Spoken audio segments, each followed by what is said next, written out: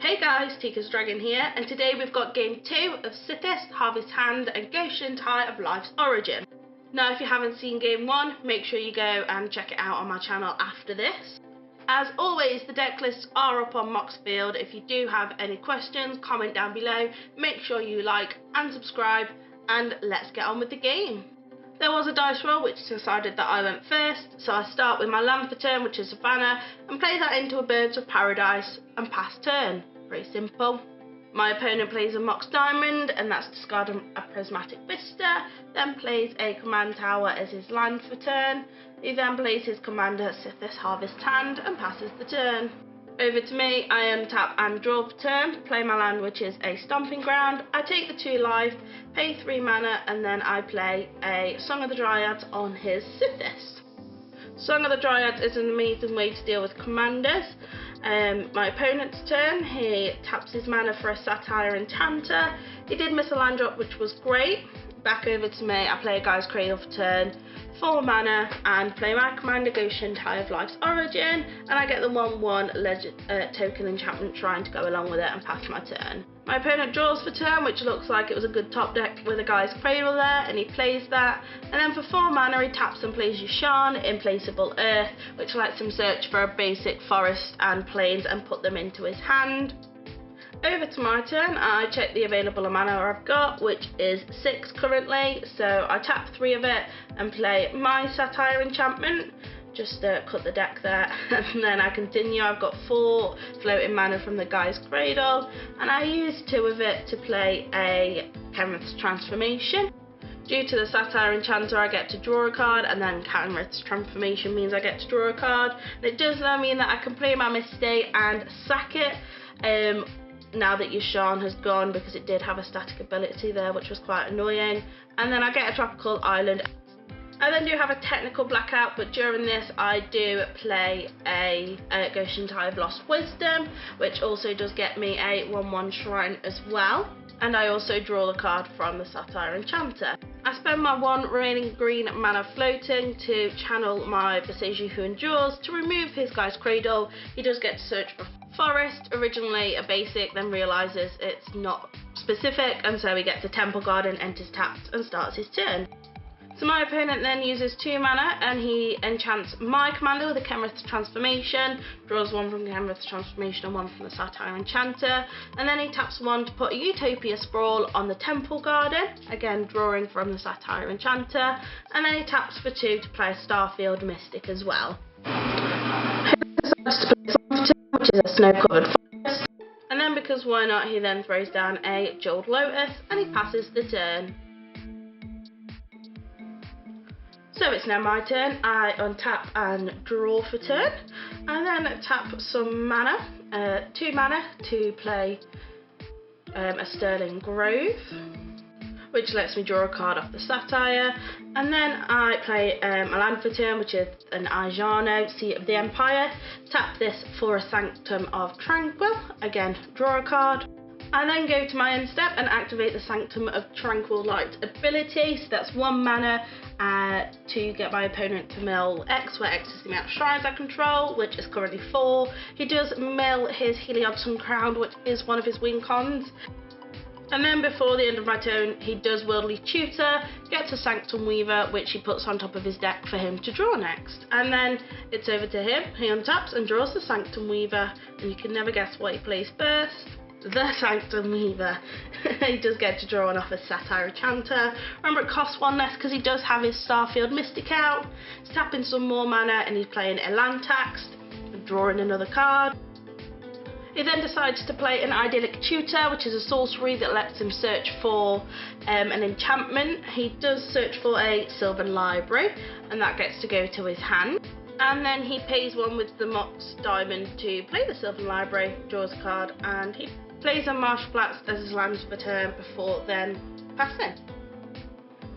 In his end step, I tap a Birds of Paradise to play my own Worldly Tutor, and what I do with this is I think about what I need, and I need card draw, so I'll take my opponent's idea and get a Sythis Harvest Hand, untap, draw it for turn.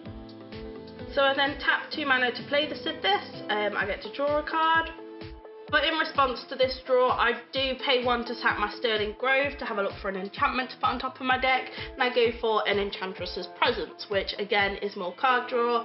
So I draw that card, I tap my Guy's Cradle for 7 mana, using 3 of it, leaving me with 4 for the Enchantress's Presence, getting to draw off the Sythis, the Satire Enchanter, and then a Utopia Sprawl. I pay another 1 down to 3 mana, again drawing 3, gaining 1 life, and then a further green to use a crop rotation. And with this I sacrifice the Stomping Ground, and I do go hunting for a Serra's Sanctum. Serra's Sanctum being the white enchantment version of Guy's Cradle, basically. So I tap my Tropical Island. Remember, it taps for 2 because I've got a Utopia Sprawl attached to it, and with the 2 mana I play a Greater Auramancy, draw 3 cards, gain 1 life. Then I tap the birds and use 1 floating for Herald of the Pantheon. And then I use the remaining 1 for a Destiny Spinner, which again, draw 3, gain 1, it costs 1 less because I now have a Herald of the Pantheon out. So I now go ahead and tap the Serra's Sanctum, so this is for 11 mana. So we've got all the enchantments on my side, and remember I do have a Chemist's Transformation and Song of the Dryads over on my opponent's board, they're still under my control. Pay 2 mana to get a Strionic Resonator out there, pay another few mana to put Gigantha into my hand. I then end up passing turn. I do go to discards. In response, my opponent sacks his Marsh Flats for a Savannah. I discard a Flooded Strand as in the cleanup step, and over to my opponent's turn. So my opponent starts by his Sylvan Library trigger, so he gets to draw 3 and he can choose to take as many as he wants. He decided to take all 3, plays his land for turn, and then copies me with an Enchantress's Presence for turn. He does get to draw 1. And then next he pays 1 for Amiri's Guile, again draws off the Satire Enchanter. He taps the Sanctum Weaver for 7 mana, and then he taps an additional 5 mana, and with this he plays a Finale of Devastation, so that's 12 mana in total. He gets his Elish Norn Grand Cenobite, and because X was 10 or greater, they do also have +10/+10 and haste. So I go to blocks and everything of mine dies basically.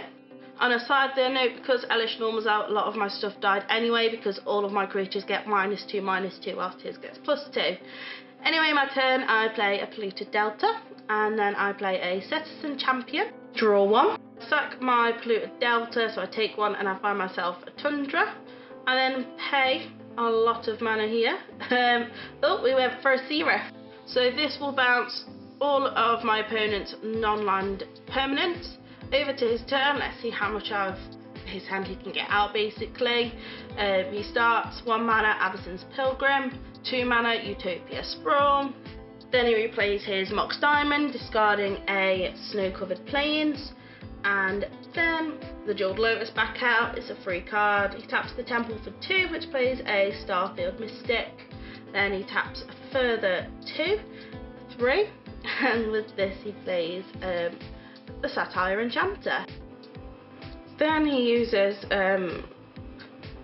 1 more mana to cast a Sanctum Weaver. He gets to draw 1 from that, and then he taps a further 1, his last one for the Sylvan Library, and draws a card. He then goes to his cleanup step, discarding an Aven Mind Center Collector, Oof, and Grasp of Fate, and it's over to me. So we start by tapping 2, that was quite aggressive. When we play our own Sanctum Weaver trigger, we get to draw a card, and it also gets +1/+1 counter, Citizen Champion, and I also get to draw another 1 off the Enchantress's Presence. Land for turn, which is a Scolding Tarn. I then tap the land for an Avacyn's Pilgrim. This is basically free because I do have a Guy's Cradle. Again, same, I play a Mystic Remora, get to draw 2, Citizen Champion gets a further +1/+1 counter. I sack my Scolding Tarn and find myself a Tiger. Tap my Serra's Sanctum for 7 mana, use 3 and the Tiger to play Go-Shintai. When Go-Shintai enters, I get the 1/1 Shrine. So there is a wording difference. Sythis Champion says when one enters the battlefield, and Enchantress's Presence says draw one when you cast. So therefore I get 2 draws for Go-Shintai, 1 draw for the Shrine, and it's 2 counters on the Sythis Champion. I then decide to tap the Guy's Cradle for 5 mana. So I use this to, well, the rest of the white and a green to play Giganta. I also decide why not throw out a Jeweled Lotus just in case, and then the 3 remaining mana I play a Sanctum of Fruitful Harvest. Again getting me 2 draws for the Sanctum, a Shrine getting me a further 1 draw, Sythis Champion getting 2 +1/+1 counters. Then it's over to my opponent's turn, so he untaps. Then he's got his Sylvan Library trigger, so he gets to draw 3. He decides to keep them all. Plays his land for turn, which is a Yavimaya Cradle of Growth. Untaps his Mox Diamond he forgot about. Plays the Miri's Guile for 1. He gets to draw 1. He doesn't pay the 4 for the Mystic Remora, so I get to draw 1. And then he taps a further 1 for the land tax. He gets to draw a card. He's not paid the 1, so I get to draw a card. There's a lot of card draw going on here. He taps the Temple Garden for 2 and a further forest. And because it's 1 less, that's 3 mana for a Smothering Tide, which does make my card draws a little less great. But so far, 1 mana draw 3 isn't that bad. Pays 2 mana for an Enchantress's Presence. He doesn't pay the 4. I draw 1. He gets a treasure token. He then taps his Mox Diamond and the Command Tower. So 2 mana. He then plays an Argothian Enchantress, which is more card draw.